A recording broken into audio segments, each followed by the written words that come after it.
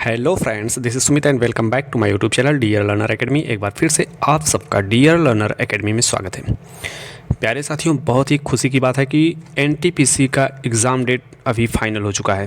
5 जून 2025 से इसकी एग्ज़ाम तिथि जो है निर्धारित की गई है। 5 जून से लेकर 23 जून तक ये पेपर चलने वाला है। कई शिफ्टों में इसका एग्ज़ाम होने वाला है और जैसा कि आप सभी को भी जो उसकी एडमिट कार्ड होंगे वह एग्ज़ाम से एक हफ्ते पहले देखने को मिल सकते हैं। ठीक है, तो आप लोगों की तैयारी उम्मीद है कि बहुत ही अच्छे लेवल पर हो गई होगी और किसी भी प्रकार की कोई भी प्रॉब्लम नहीं होगी।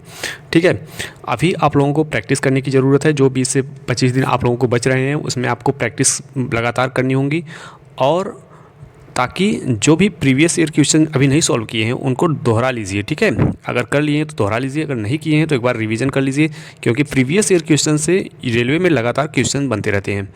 तो हम एनटीपीसी के जो प्रीवियस ईयर क्वेश्चंस हैं जीके जीएस के, उसी के सॉल्यूशन को करवाने वाले हैं।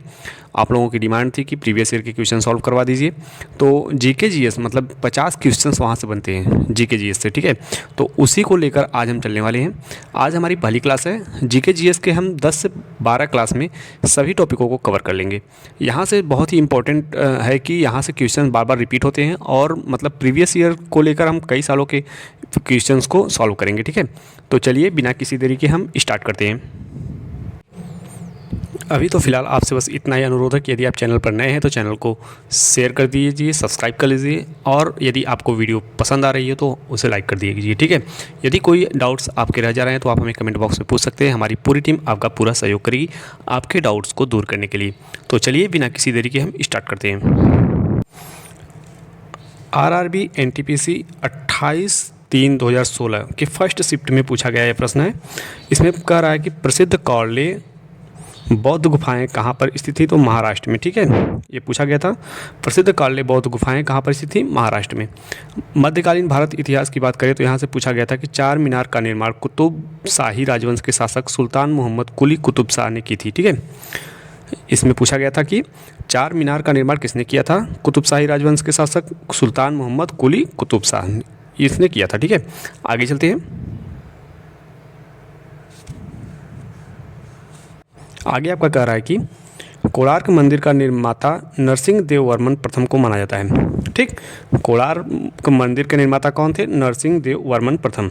महाराणा प्रताप के घोड़े का नाम क्या था, तो चेतक था। ठीक है, आगे बात कर रहा है कि रॉलेट एक्ट एक विधायी अधिनियम था जिसे इंपीरियल लेजिस्लेटिव काउंसिल द्वारा 18 मार्च 1919 को दिल्ली में पारित किया गया था।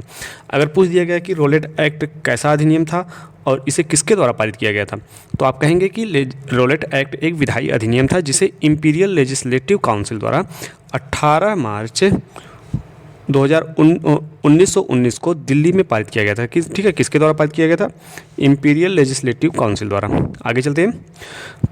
पुर्तगीज यात्री यानी पुर्तगाली यात्री जो वास्को डी गामा था 1498 ईस्वी में भारत के कालीकट बंदरगाह पर पहुंचा था। ठीक, जो पुर्तगाली यात्री था वास्को डी गामा वह 1498 ईस्वी में भारत के कालीकट बंदरगाह पर पहुंचा था।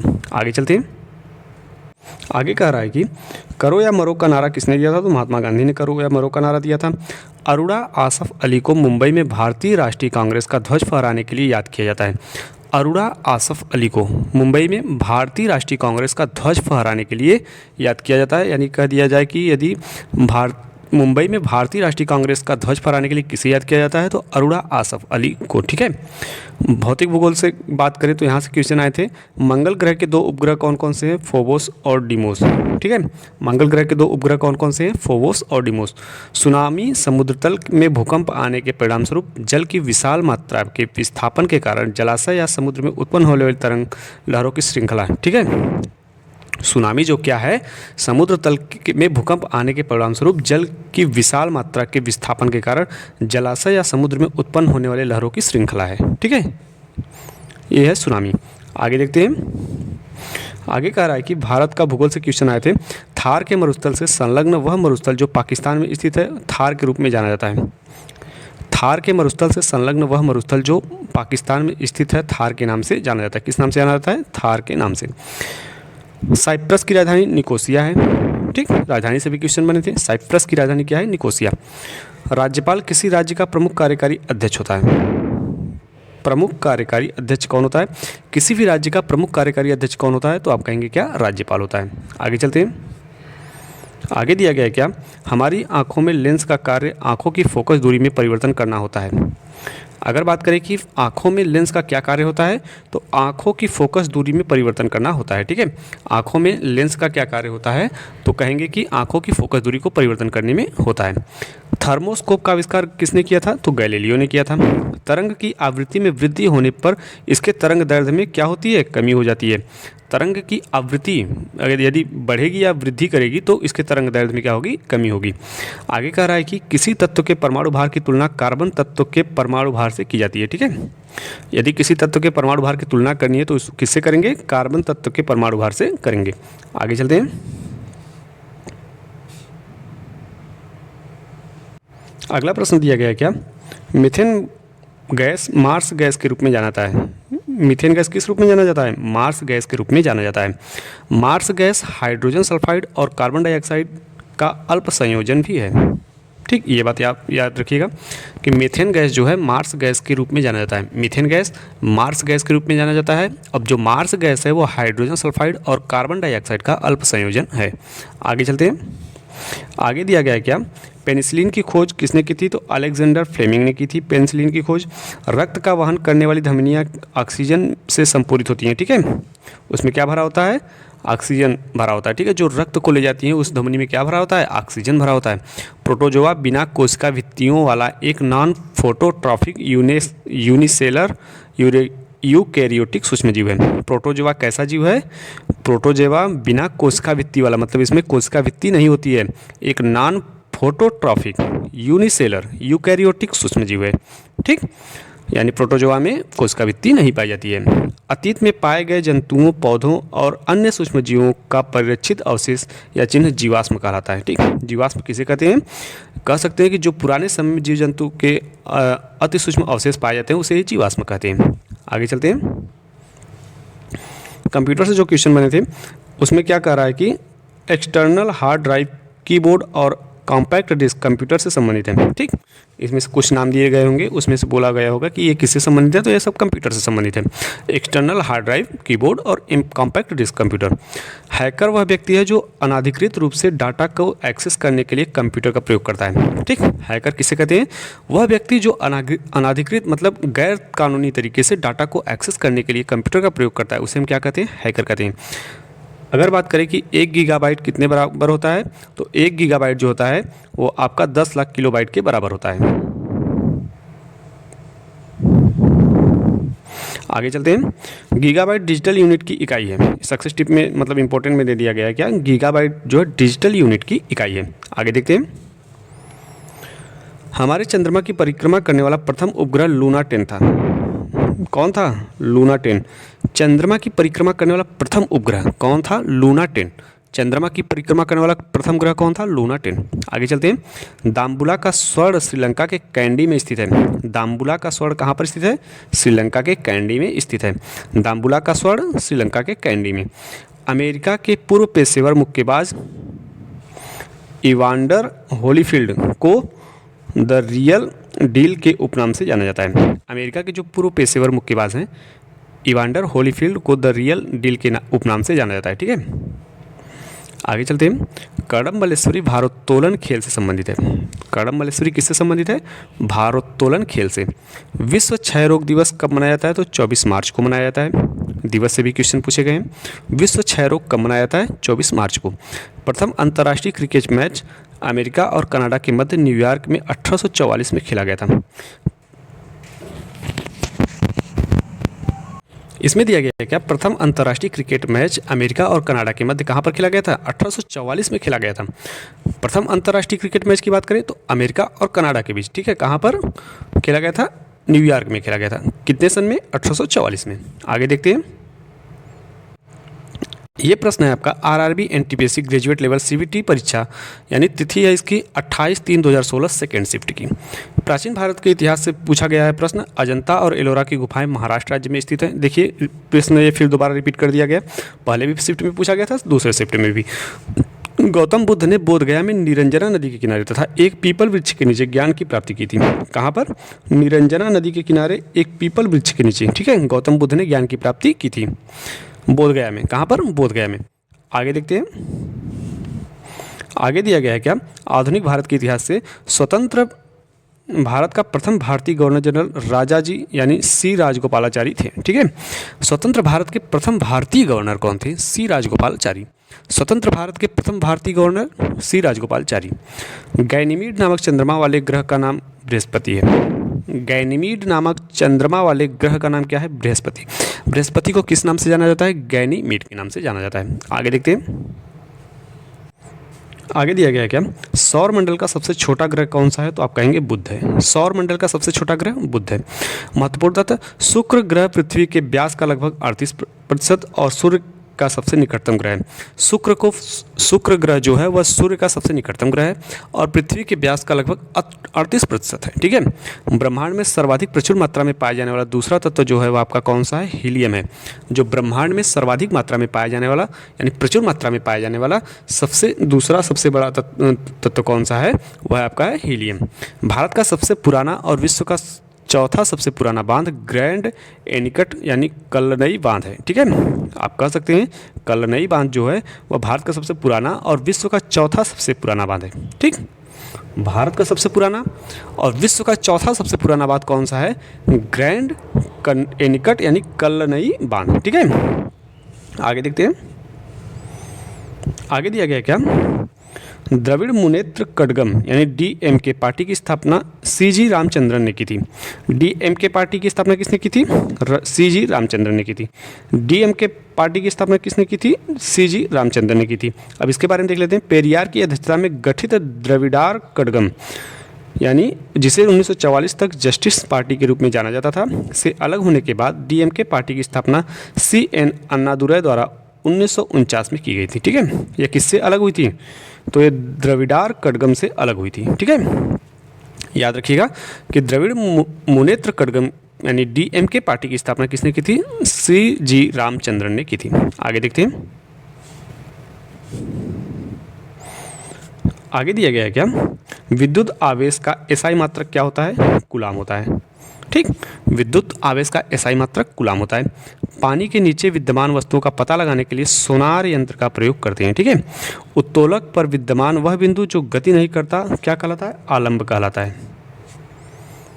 उत्तोलक पर विद्यमान वह बिंदु जो गति नहीं करता क्या कहलाता है? आलंब कहलाता है। आगे चलते हैं, रसायन विज्ञान से प्रश्न है, एथेनॉल को गन्ने से प्राप्त किया जाता है। एथेनॉल को कहाँ से प्राप्त किया जाता है? तो आप कहेंगे गन्ने से। एथेनॉल को कहाँ से प्राप्त किया जाता है? गन्ने से। एथेनॉल का उत्पादन किण्वन प्रक्रिया द्वारा शर्कराओं यानी गन्ना, चुकंदर और चाशनी, स्टार्च, मक्का, गेहूं, अनाज या कच्ची सामग्री के रूप में सेल्यूलोज से उत्पन्न ग्लूकोज का प्रयोग करते हुए किया जाता है। ठीक, आगे चलते हैं। जीव विज्ञान से कुछ प्रश्न दिए गए हैं। तो इसमें कह रहा है कि प्रथम पोलियो वैक्सीन अमेरिकी चिकित्सा अनुसंधानकर्ता और विषाणु वैज्ञानिक जॉन साल्क द्वारा विकसित की गई थी। यानी पोलियो वैक्सीन किसके द्वारा विकसित की गई थी? तो आप कहेंगे जॉन साल्क के द्वारा विकसित की गई थी। ये अमेरिका की थी। ठीक है, आगे चलते हैं। पक्षियों का अध्ययन ऑर्निथोलॉजी कहलाता है। मोटापे को मापने के लिए बॉडी मास इंडेक्स का प्रयोग किया जाता है। ठीक है, मोटापे को किस में मापा जाता है? बॉडी मास इंडेक्स यानी BMI। डॉल्फिन का समूह पॉड कहलाता है। डॉल्फिन का समूह क्या कहलाता है? पॉड कहलाता है। आगे चलते हैं, आगे दिया गया है क्या, सोवियत संघ ने 1957 में सर्वप्रथम किसी जीवित जंतु लाइका नामक कुत्ते को अंतरिक्ष में भेजा था। यानी सोवियत संघ ने सबसे पहले 1957 में किस जीवित जंतु को भेजा था अंतरिक्ष में? तो एक कुत्ता था जिसका नाम क्या था? लाइका था। गणितीय और तार्किक कार्यों और को निष्पादित करने वाला प्रोफेसर ALU कहलाता है। ठीक है, गणितीय और तार्किक कार्यों को निष्पादित करने वाला प्रोसेसर क्या कहलाता है? ALU। ALU मतलब होता है अर्थमेटिक लॉजिक यूनिट। ठीक है, ALU का मतलब होता है अर्थमेटिक लॉजिक यूनिट। यह गणितीय और तार्किक कार्यों को निष्पादित करता है। आगे चलते हैं, आगे कह रहा है आपका क्या, computer chip semiconducting material silicon का बना होता है। कंप्यूटर चिप जो होता है वह किसका बना होता है? सेमीकंडक्टिंग मटेरियल सिलिकॉन का बना होता है। कंप्यूटर चिप किसका बना होता है? सेमीकंडक्टिंग मटेरियल सिलिकॉन का बना होता है। PSLV से तात्पर्य ध्रुवीय उपग्रह प्रक्षेपण यान से है। PSLV का तात्पर्य किससे है? ध्रुवीय उपग्रह प्रक्षेपण यान से है। भारतीय वैज्ञानिक और आविष्कारक विक्रम साराभाई को भारतीय अंतरिक्ष कार्यक्रम के जनक के रूप में जाना जाता है। साराभाई को किस रूप में जाना जाता है? भारतीय अंतरिक्ष कार्यक्रम के जनक के रूप में जाना जाता है। आगे देखते हैं, आगे दिया गया है आपका क्या, बलवीर सिंह सीनियर 1957 में खेलों की श्रेणी में पद्मश्री से सम्मानित होने वाले प्रथम हॉकी खिलाड़ी थे। यानी 1957 में खेलों की श्रेणी में पद्मश्री से सम्मानित होने वाले प्रथम खिलाड़ी कौन थे? तो आप कहेंगे Balbir Singh senior. Statue of Liberty अमेरिकी क्रांति के दौरान फ्रांस और अमेरिका की गठबंधन सेना की स्मृति में फ्रांसीसी लोगों द्वारा दिया गया एक उपहार था। ठीक, स्टैच्यू ऑफ लिबर्टी कहाँ पर स्थित है? अमेरिका में। यह किस लिए है? यानी फ्रांस और अमेरिका की गठबंधन सेना की स्मृति में फ्रांसीसी लोगों द्वारा दिया गया एक उपहार था। ठीक है। अंतर्राष्ट्रीय योग दिवस की बात करें तो 21 जून को मनाया जाता है। कुल 99,84,670 किमी वर्ग क्षेत्रफल के साथ कनाडा विश्व का दूसरा सबसे बड़ा देश बना है। ठीक, क्या है? 99,84,670 किमी, ठीक है, वर्ग किमी क्षेत्रफल के साथ कनाडा विश्व का दूसरा सबसे बड़ा शहर बना है। आगे कह रहा है क्या, एक AQI से तात्पर्य एयर क्वालिटी इंडेक्स से है। यह दैनिक स्तर पर वायु की गुणवत्ता बताने वाला सूचकांक है। यानी AQI से तात्पर्य किससे है? एयर क्वालिटी इंडेक्स से है। यह दैनिक स्तर पर वायु की गुणवत्ता बताने वाला सूचकांक है। खो खो की एक टीम में कितने खिलाड़ी होते हैं? तो खो खो की एक टीम में 9 खिलाड़ी होते हैं। ठीक है। पोलो खेल में एक पक्ष में कितने खिलाड़ी होते हैं? तो 4 खिलाड़ी होते हैं। Indian institute of vegetable research Varanasi में स्थित है। ठीक है। वेजिटेबल रिसर्च कहाँ पर स्थित है? वाराणसी में। समाचार एजेंसी रॉयटर्स का मुख्यालय ग्रेट ब्रिटेन में है। ठीक है। समाचार एजेंसी रॉयटर्स का मुख्यालय कहाँ पर है? ग्रेट ब्रिटेन में होता है। कमलजीत संधू किसी भी एशियाई खेलों में स्वर्ण पदक जीतने वाली प्रथम भारतीय महिला खिलाड़ी थी। यानी कमलजीत संधू जी जो थी वह किसी भी एशियाई खेलों में स्वर्ण पदक जीतने वाली प्रथम भारतीय महिला थी। आगे देखते हैं, आगे दिया गया है क्या,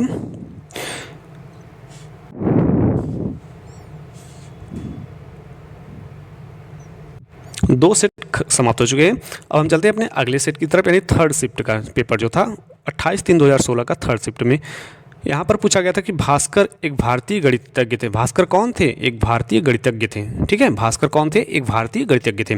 ब्रह्म समाज के संस्थापक राजा राम मोहन राय थे। ठीक, ब्रह्म समाज के संस्थापक कौन थे? राजा राम मोहन राय से। प्यारे साथियों, हम आप लोगों के लिए इतना मेहनत कर रहे हैं, आप लोग बस इतना करिएगा कि हमारे चैनल को सब्सक्राइब कर लिया कीजिएगा और वीडियो को शेयर कर दिया कीजिए। ठीक है, ताकि हम जो NTPC से संबंधित जितने भी टॉपिक कराएं आपको उसका नोटिफिकेशन सबसे पहले प्राप्त हो और आप अपनी तैयारी को और भी मजबूत बना सकें। हम लोग आप लोगों के लिए जब इतना कर सकते हैं तो आप भी हमारे लिए उम्मीद करते हैं इतना तो कर ही सकते हैं। चलिए आगे बढ़ते हैं। ब्रह्म समाज के संस्थापक कौन थे? तो राजा राम मोहन राय थे। इसमें आगे देख लेते हैं ब्रह्म समाज की स्थापना कब हुई थी? तो 1828 में राजा राम मोहन राय ने की थी। ठीक है, किसने की थी? राजा राम मोहन राय ने। कब की थी? 1828 में। सुभाष चंद्र बोस के पिता जानकीनाथ बोस थे। ठीक, सुभाष चंद्र बोस के पिता कौन थे? जानकीनाथ बोस थे।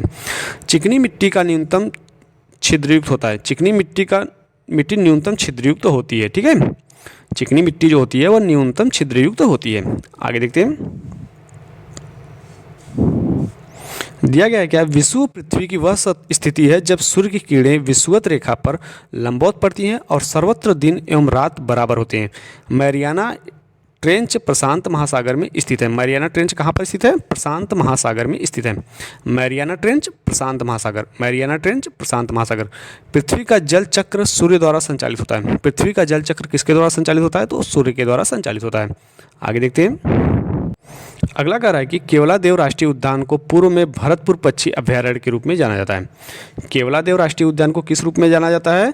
तो पूर्व में भरतपुर पक्षी अभयारण्य के नाम से जाना जाता है। ऑस्ट्रेलिया के सबसे अधिक घनी आबादी वाला शहर कौन सा है? सिडनी है। सिडनी कहाँ पर स्थित है? ऑस्ट्रेलिया में। ऑस्ट्रेलिया का सबसे घनी आबादी वाला शहर कौन सा है? सिडनी है। ठीक है। दुनिया में बोली जाने वाली दूसरी बड़ी भाषा कौन सी? स्पेनिश। दुनिया में बोली जाने वाली दूसरी सबसे बड़ी भाषा कौन सी है? स्पेनिश है। रियाल जो है ब्राज़ील देश की मुद्रा है। रियाल किस देश की मुद्रा है? ब्राज़ील देश की मुद्रा है। आगे देखते हैं, आगे दिया गया क्या, सूर्य की ऊर्जा परमाणु संलयन के माध्यम से उत्पन्न होती है। सूर्य की ऊर्जा परमाणु संलयन के माध्यम से उत्पन्न होती है। ये बात आप याद रखिएगा कि सूर्य की ऊर्जा कैसे उत्पन्न होती है, परमाणु संलयन के माध्यम से उत्पन्न होती है। वर्तमान में हमारे द्वारा उपयोग किए जाने वाले रासायनिक प्रतीकों की उपयोग विधि क्या कराती है, वर्जिलियस थी। ठीक है, वर्तमान में हमारे द्वारा उपयोग किए जाने वाले रासायनिक प्रतीकों की उपयोग विधि वर्जिलियस थी। चांदी एक उत्कृष्ट धातु है। ठीक है, नोबेल, चांदी एक कैसी धातु है, नोबेल धातु है, यानी उत्कृष्ट धातु है। निष्क्रियकरण रासायनिक परिवर्तन का एक उदाहरण है। आगे चलते हैं, आगे कह रहा है क्या, विकास का सिद्धांत चार्ल्स डार्विन के द्वारा प्रस्तावित किया गया था। ठीक है, विकास का सिद्धांत किसके द्वारा प्रस्तावित किया गया था, चार्ल्स डार्विन के द्वारा। पीछे की ओर उड़ने वाला एकमात्र पक्षी हमिंग बर्ड है। ठीक है, ये पीछे की ओर उड़ने वाला एकमात्र पक्षी है जो हमिंग बर्ड के नाम से जाना जाता है। विकास का सिद्धांत किसने प्रतिपादित किया, चार्ल्स डार्विन ने। पारिस्थितिकी तंत्र की संकल्पना का आर्थर ट्रांसले ने परिभाषित किया। पारिस्थितिकी तंत्र की संकल्पना को किसने परिभाषित किया था, तो आप कह सकते हैं आर्थर ट्रांसले ने परिभाषित किया था। मानव शरीर में सबसे छोटी हड्डी स्टेपीज यानी कान की होती है। आगे देखते हैं, मानव शरीर में सबसे बड़ी हड्डी जो है वो जांघ का यानी फीमर होता है। ठीक है, आगे देखते हैं, आगे दिया गया है क्या, सबसे बड़ा स्तनपायी कौन सा है, ब्लू व्हेल। जीवन की मूलभूत इकाई कोशिका। ऑक्टोपस के खून का रंग कैसा होता है, नीला होता है। ऑक्टोपस के खून का रंग कैसा होता है, नीला होता है। पौधे का जाइलम हिस्सा पानी और खनिज के परिवहन को सक्षम करता है। ठीक है, पौधे का कौन सा हिस्सा पानी और खनिज का परिवहन करता है, तो आप कह सकते हैं कि जाइलम। आगे देखते हैं, लाइट पेन एक इनपुट डिवाइस है। कंप्यूटर से संबंधित क्वेश्चन है, लाइट पेन कैसी डिवाइस है, एक इनपुट डिवाइस है। भारतीय विज्ञान संस्थान कहाँ पर स्थित है, तो बेंगलुरु में स्थित है। आगे देख लेते हैं, कंप्यूटर के संदर्भ में लैन का तात्पर्य लोकल एरिया नेटवर्क से है। लैन मतलब local area network. Thomas cup badminton खेल से जुड़ा हुआ है। थॉमस कप किस खेल से जुड़ा हुआ है, तो आप कहेंगे कि बैडमिंटन खेल से जुड़ा हुआ है। थॉमस कप बैडमिंटन खेल से जुड़ा हुआ है। रॉबर्ट गॉलब्रेथ को बेहतर तरीके से जे.के. रॉलिंग के नाम से जानते हैं। ठीक है, किस नाम से जानते हैं, जे.के. रॉलिंग। रॉबर्ट गॉलब्रेथ को बेहतर तरीके से किस नाम से जाना जाता है, जे.के. रॉलिंग के नाम से जानते हैं। बेसबॉल खेल ओलंपिक खेलों से हटा दिया गया है। बेसबॉल खेल जो है वह ओलंपिक खेलों से हटा दिया गया है। चंडीगढ़ शहर वास्तुकला की दृष्टि से नियोजित शहर है। चंडीगढ़ शहर जो है वह वास्तुकला की दृष्टि से नियोजित शहर है। आगे देखते हैं, आगे कह रहा है कि असम राइफल की स्थापना कब हुई थी, 1835 ईस्वी में हुई थी। असम राइफल की स्थापना कब हुई थी, 1835 ईस्वी में कछार लेवी के नाम से की गई थी। पहले इसका नाम क्या था, कछार लेवी। इसकी स्थापना कब की गई थी, 1835 में। दादा साहब फाल्के पुरस्कार से सम्मानित होने वाली प्रथम महिला कौन थी, देविका रानी थी। दादा साहब फाल्के पुरस्कार से सम्मानित होने वाली प्रथम महिला देविका रानी थी। यह पुरस्कार उन्हें 1969 में दिया गया था। आगे प्रश्न में क्या कह रहा है कि अग्निशमन सेवा के अधिकारियों का प्रशिक्षण नागपुर के राष्ट्रीय अग्निशमन सेवा महाविद्यालय में दिया जाता है। ठीक, अग्निशमन सेवा के अधिकारियों का प्रशिक्षण कहाँ दिया जाता है, नागपुर के राष्ट्रीय अग्निशमन सेवा महाविद्यालय में दिया जाता है। प्रसिद्ध यात्री जहाज टाइटैनिक ग्रेट ब्रिटेन का था। कहाँ का था, टाइटैनिक ग्रेट ब्रिटेन का था। त्वरित कार्य बल यानी RAF CRPF का ही भाग है जिसकी स्थापना दंगों जैसी स्थितियों से निपटने के लिए 1992 में की गई थी। ठीक है, त्वरित कार्यबल यानी RAF CRPF का ही एक भाग है जिसकी स्थापना कब की गई थी, दंगों से निपटने के लिए 1992 में की गई थी। प्रसिद्ध यात्री जहाज टाइटैनिक कहाँ का था, ग्रेट ब्रिटेन का था। प्यारे साथियों, हमने 3 जो है शिफ्ट कंप्लीट कर ली है। ठीक है, 3 शिफ्ट में पूछे गए 2016 से 28 तारीख की जो तीनों शिफ्ट में पूछे गए थे वो सब हमने टॉपिक कवर कर लिया है जीएस का। अब देखते हैं हम 29/3/2016 की फर्स्ट शिफ्ट में पूछे गए सब प्रश्न। प्राचीन भारत के इतिहास से इसमें पूछा गया कि भीमबेटका की गुफाएं कितने साल पुरानी थी, तो आप कहेंगे 30 साल पुरानी थी। ठीक है, भीमबेटका की गुफाएं जो है वो 30,000 साल पुरानी थी। मालविकाग्निमित्रम कालिदास ने लिखी थी। सबसे पहले पहिए लकड़ी के बने थे। ठीक है, यानी भीमबेटका की गुफाएं 30,000 साल पुरानी मानी जाती हैं। मालविकाग्निमित्रम कालिदास ने लिखी और सबसे पहले पहिए लकड़ी के बने थे।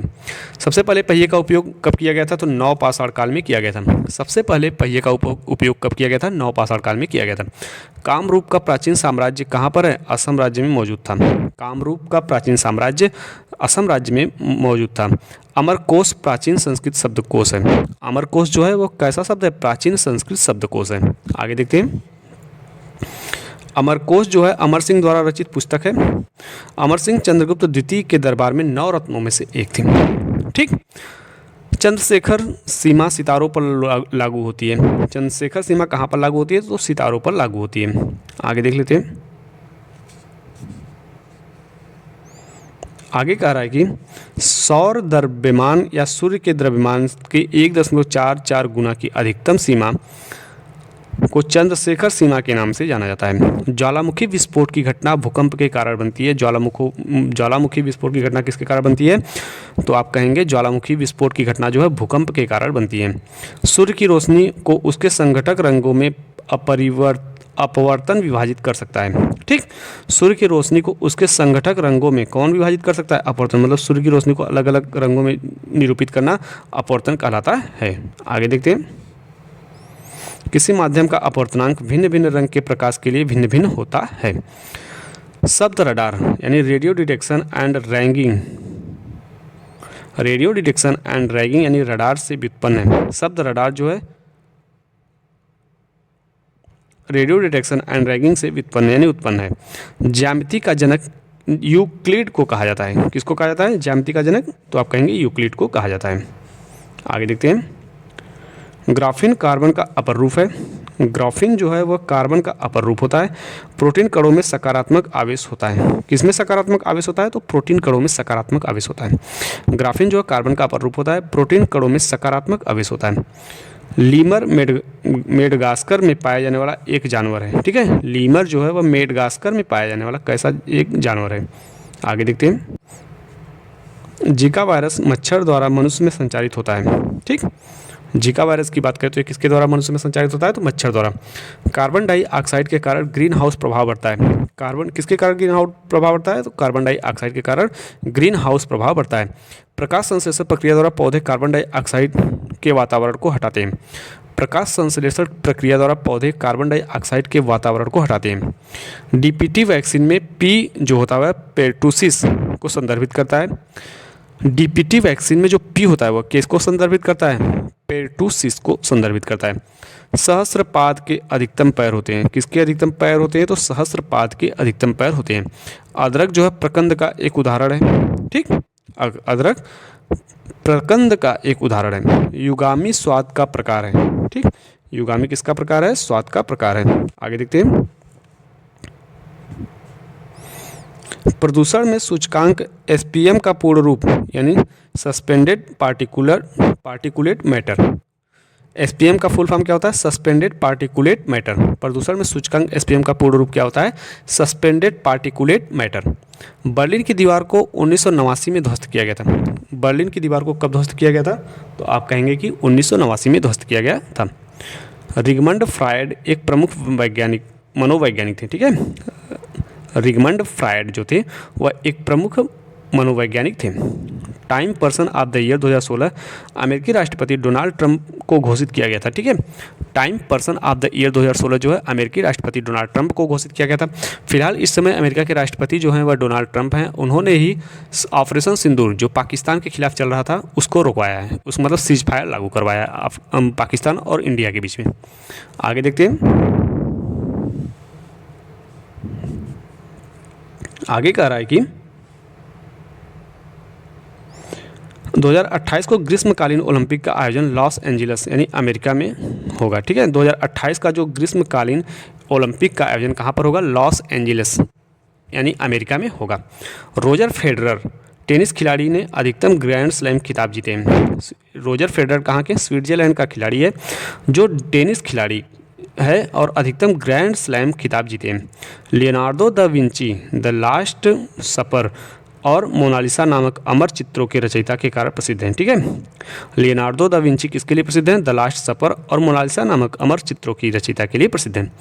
सत्यजीत रे पहले भारतीय थे जिन्हें सिनेमा में उनकी उपलब्धियों के लिए 1992 में ऑस्कर का लाइफ टाइम अवार्ड दिया गया। ठीक है। सत्यजीत रे जो थे वह पहले भारतीय बने हैं जिन्हें सिनेमा में उनकी उपलब्धियों के लिए 1992 में ऑस्कर का लाइफ टाइम अवार्ड दिया गया। ठीक है।